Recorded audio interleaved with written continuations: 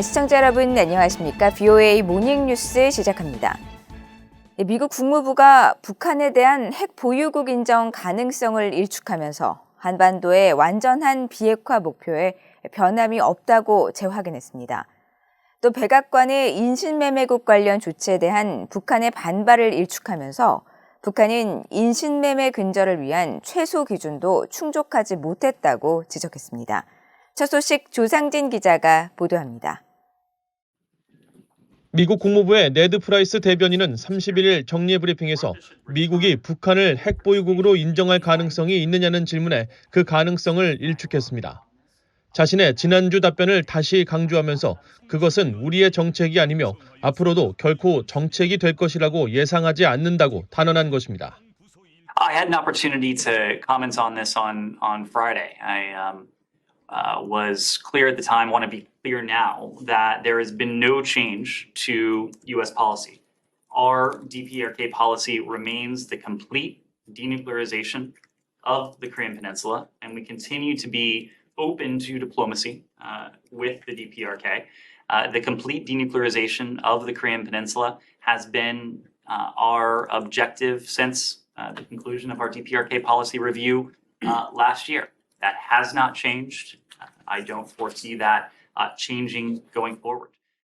보니 젠킨스 국무부 군축국제안보 차관이 지난주 한 토론 행사에 참석해 북한과의 대화를 강조하면서 북한이 원한다면 군축 논의까지도 들어보겠다는 취지로 답변한 데 대한 국무부의 입장을 재확인한 것입니다.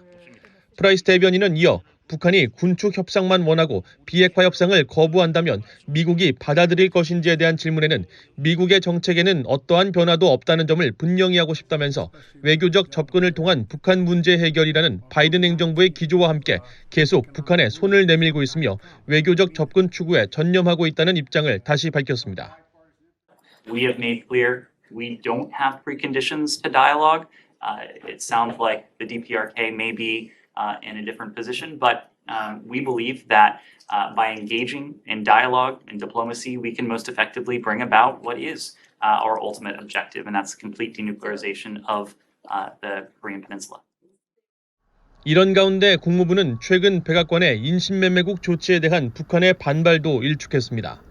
국무부 대변인실 관계자는 미국 정부가 자격과 근거 없이 북한의 인신매매 실태를 비난하고 있다는 북한의 주장에 대해 북한은 인신매매 근절을 위한 최소한의 기준을 충족하지 못했고 그렇게 하기 위한 의미 있는 노력도 기울이지 않았다고 지적했습니다.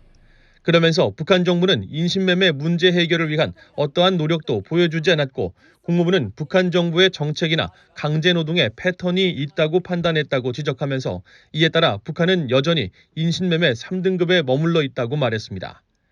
조 바이든 대통령은 지난달 14일 인신매매 관련 외국 정부 노력에 대한 대통령 결정을 통해 인신매매 등 인권 상황 등을 근거로 2023 회계연도에도 북한 등의 인도주의 무역 관련 목적 이외의 자금 지원을 금지했습니다. VOA 뉴스 조상진입니다.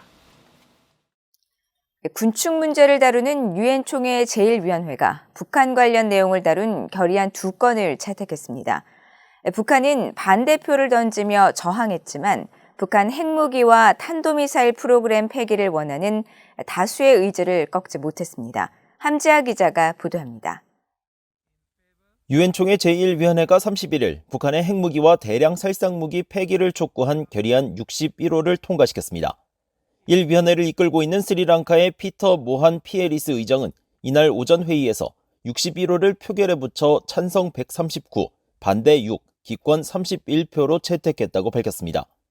일본이 초안을 작성하고 미국과 호주, 캐나다 등이 공동 제안국으로 참여한 결의안 61호는 관련 안보리 결의에 따라 북한의 모든 핵무기와 현존하는 핵 프로그램, 모든 대량 살상무기, 탄도미사일 프로그램에 완전하고 검증 가능하며 되돌릴 수 없는 폐기를 달성하겠다는 의지가 담겼습니다.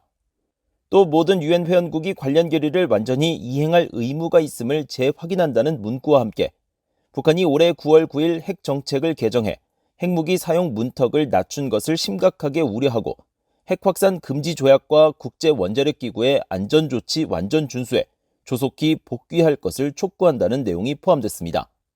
이날 표결에서 북한은 중국, 러시아, 니카라과, 남아프리카 공화국, 시리아 등과 함께 반대표를 행사했으며 미국을 비롯한 상당수 서방 국가들과 한국, 일본, 몽골, 필리핀 등 아시아 국가들은 대거 찬성표를 던지며 지지 입장을 밝혔습니다. 특히 북한은 표결에 앞서 자신들에 대한 내용이 포함된 본문 조항 10번의 삭제를 시도했는데 이 역시 중국과 러시아, 시리아 등 4개 나라만 동조해 실패로 돌아갔습니다. 1위원회는 앞서 28일 열린 회의에서도 북한 관련 내용이 포함된 또 다른 결의안 52호를 채택했으며 이 결의안은 179개 국가의 압도적인 찬성표로 통과됐습니다. 포괄적 핵실험 금지를 주제로 한 결의안 52호는 북한이 안보리 결의를 위반해 실시한 6차 핵실험에 대한 규탄을 거듭 확인하며 북한이 핵 프로그램을 포기하고 추가 핵실험을 실시하지 않는 것을 포함한 안보리 결의에 따른 의무를 완전히 준수할 것을 촉구한다는 내용을 담고 있습니다. 또 한반도에 완전하고 검증 가능하며 되돌릴 수 없는 비핵화를 평화적인 방식으로 재확인하고 이를 위한 모든 노력과 대화를 환영하며 모든 관련국이 외교적 노력을 계속할 것을 촉구한다고 명시했습니다. 이 결의안은 북한의 우호국인 중국과 러시아, 쿠바, 이란까지 찬성하고 시리아 등은 기권하면서 북한만이 유일하게 반대표를 던진 나라로 기록됐습니다. 결의안 52호는 미국과 한국, 일본, 영국 등이 공동 제안국으로 참여했으며 이들 북한 관련 결의안 2건을 포함해 1위원회가 통과시킨 약 70여 건의 결의안들은 유엔 총회 본회의 표결을 거쳐 77차 유엔 총회 결의로 최종 채택됩니다. BOE 뉴스 함지아입니다. 한국 정부가 지난 정부에서 4년간 불참했던 유엔 북한 인권 결의안 공동제안국에 다시 참여했습니다. 한국 외교부의 임수석 대변인은 1일 정례브리핑에서 뉴욕에서 31일 개최된 제77차 유엔 총회 제3위원회 유럽연합 주도로 북한 결의안이 상정됐으며 한국도 공동제안국으로 참여했다고 밝혔습니다. 임 대변인은 이어 한국 정부는 북한 인권 문제가 보편적 인권의 문제로 원칙에 기반한 일관된 대응이 필요하다는 입장이며 북한 인권 증진을 위한 유엔 등 국제사회 논의에 적극 동참하고 있다고 강조했습니다. 한국은 2008년부터 2018년까지 북한 인권 결의안 공동제안국으로 참여했지만 전임 문재인 정부 출범 이후 2019년부터 지난해까지 남북 관계를 이유로 불참했으며 북한 인권 문제에 대한 국제 공론화를 중시하는 윤석열 정부는 출범 후 공동제안국의 복귀 입장을 밝혀왔습니다. 미국 정부는 한국 이태원에서 발생한 대형 참사 사고에 대해 깊은 슬픔을 느끼고 있다면서 애도의 뜻을 밝혔습니다. 의회에서도 한국 국민들을 위로하는 메시지가 이어지고 있습니다. 이조은 기자입니다. 미국 국무부의 네드 프라이스 대변인은 31일 정례 브리핑을 시작하면서 한국 이태원에서 발생한 참사에 깊은 애도의 뜻을 표하면서 한국과 함께할 것이라고 밝혔습니다. We extend our deepest condolences to the family and friends of all those impacted. As allies, partners, and friends, the United States stands with the Republic of Korea during this incredibly difficult time. 프라이스 대변인은 이어 이번 사건으로 미국인 2명이 숨지고 최소 3명의 부상자가 발생했다고 확인하면서 모든 희생자들에게 애도를 표했습니다. 앞서 조 바이든 미국 대통령이 한국 정부와 국민에게 위로의 뜻을 전한 데 이어 토니 블링컨 미국 국무장관과 제이크 설리번 백악관 국가안보보좌관 등도 사고 소식이 전해진 직후 공식 성명과 사회 연결망 개정 등을 통해 애도 메시지를 발표했습니다. 웬디 셔먼 국무부 부장관도 트위터를 통해 서울에서 비보가 전해졌다면서 사랑하는 사람을 잃은 모든 이들에게 가장 깊은 애도를 보내고 모든 부상자들의 빠른 회복을 기원한다고 말하고 우리는 슬퍼하는 한국 국민들과 함께할 것이라고 밝혔습니다. 캐서린 타이 미국 무역대표부 대표도 트위터를 통해 사랑하는 사람을 잃은 가족들에게 가장 깊은 애도를 보내며 부상당한 모든 이들의 빠른 회복을 기원한다고 전했습니다. 의회에서도 애도의 물결이 이어졌습니다. 하원 외교위원회 아테소 위원장인 민주당의 아미베라 의원은 31일 트위터를 통해 이 끔찍한 비극에 깊은 슬픔을 느낀다며 이 어려운 시기 한국인들에게 애도를 표한다고 말했습니다. 앞서 상원 외교위 공화당 간사인 제임스 리시 의원은 29일 트위터를 통해 서울의 비극에 대해 듣게 돼 슬프다면서 피해자들을 위로하고 미국은 이 어려운 시기에 한국과 함께할 것이라고 강조했습니다. 한국계 의원들도 일제히 애도의 메시지를 내놨습니다. 공화당의 영킴 하원 의원은 29일 트위터를 통해 충격을 받은 우리 한국과 한국계 미국인 사회를 위해 기도하며 자신의 마음은 희생자들의 사랑하는 이들과 함께 있다고 말했습니다. 민주당의 앤디 킴 하원 의원도 트위터를 통해 참담한 심경이라며 사랑하는 이를 잃은 친구와 가족들을 위해 기도한다고 말했습니다. 최근 한국을 방문했던 공화당의 댄 설리번 상원 의원도 이날 트위터를 통해 서울의 비극적인 소식에 가슴이 아프다면서 목숨을 잃은 이들 중 많은 이들이 젊은 사람들이라고 강조하고 한국은 동맹국 그 이상이며 한국 국민들은 미국의 소중한 친구이자 말 그대로 가족이라면서 한국인과 희생자 가족들에게 애도를 표했습니다. VOA 뉴스 이존입니다. 탈북민 한 명이 올해 처음으로 난민 지위를 받아 지난달 31일 미국에 입국했습니다.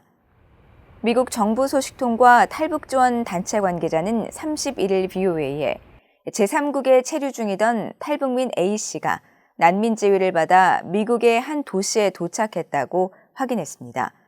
수년 전 해외에 파견됐다가 탈북을 한 A씨는 앞서 VOA와 여러 차례 인터넷 등으로 통화하면서 유튜브 등을 통해 VOA 뉴스 등 많은 프로그램을 시청하면서 북한에서 배운 세뇌 교육의 허상을 깨닫게 됐으며 미국에서 공부를 하면서 새로운 꿈을 꾸고 싶다고 밝혔습니다.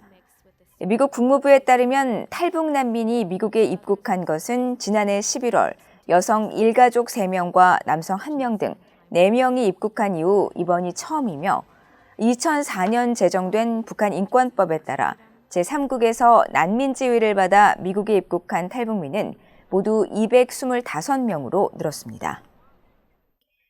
미국 국무부가 북한과 이란의 대량 살상 무기와 미사일 프로그램 확산 방지 활동 단체들에게 총 1,000만 달러를 지원하는 내용의 공고를 발표했습니다. 국무부 국제안보 비확산국의 협력 위협 감축 부서는 지난달 31일 미국 국고보조금 홈페이지를 통해 게재한 공고를 통해 이같이 밝히고 올해 회계연도부터 북한과 이란의 제재 회피 문제를 함께 다루는 기금 지원 공고를 낸다고 밝혔습니다. 이에 따라 지원 대상은 미국과 해외에 있는 비영리 단체와 교육기관, 국제기구 등이며 최대 50여 개 단체가 최소 5만 달러에서 최대 25만 달러의 기금을 지원받게 됩니다. 국무부는 북한의 대표적인 제재 회피 활동으로 대량 살상 무기 프로그램 관련 자금 확보를 위한 사이버 활동과 자금 세탁 조달을 위한 유령 회사, 해외 대표부, 또 암호화폐 거래소 탈취 행위 등과 함께 선박간 환적과 해외 외화벌이 노동 등을 지목하면서 이러한 제재 회피 활동에 대응하기 위해 해외 역량을 구축할 수 있는 단체 활동을 우선 지원할 것이라고 강조했습니다. 이상으로 VOA 모닝 뉴스를 모두 마칩니다. 시청해주신 여러분 고맙습니다.